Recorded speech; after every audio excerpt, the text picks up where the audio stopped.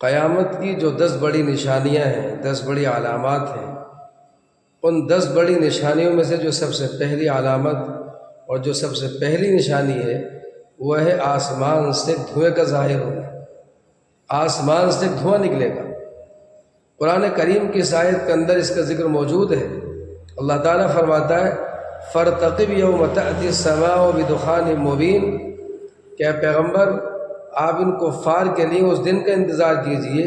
کہ جس دن آسمان سے ایک نظر آ جانے والا دھواں نظر آ جائے، یغشی الناس جو لوگوں پر چھا جائے، ھذا عذاب علیم اور یہ ایک دردناک عذاب ہو۔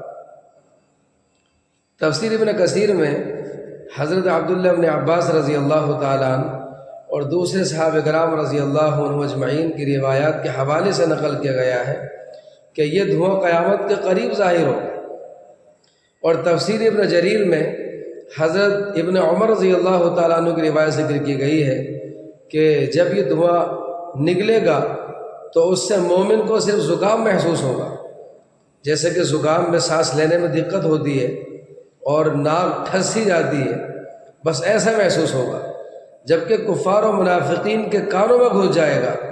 جس سے ان کے سر ایسے گرم ہو جائیں گے کہ جیسے انہیں آگ پر بھون دیا گیا۔